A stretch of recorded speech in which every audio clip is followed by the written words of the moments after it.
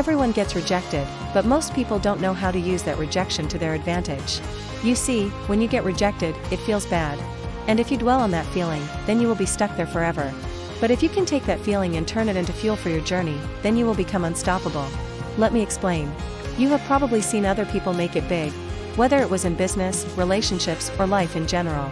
But what you don't see are all the times they got rejected, the times they failed and had to start over, the times they were laughed at, the times they were criticized.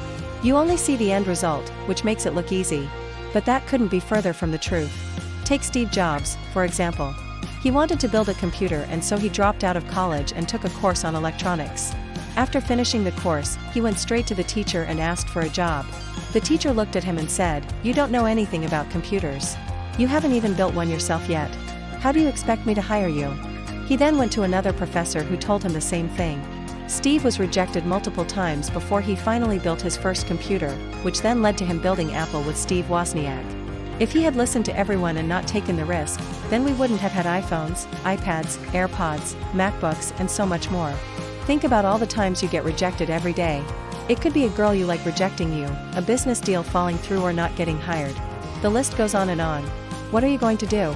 Are you going to let that be the end of it and feel sorry for yourself, or are you going to use it as motivation to improve?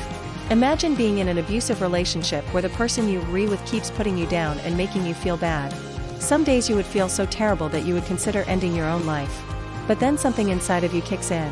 That feeling turns into fuel, and it gives you the strength to get out of bed and work on yourself. Every time you get rejected, you should find that switch inside of you that makes you stronger and hungrier. When you get rejected by a girl, don't feel bad. Instead, go hit the gym, work on your business, or read a book. You need to prove to her and to yourself that you don't need her. You are valuable just the way you are. When you get rejected by a business, don't feel bad.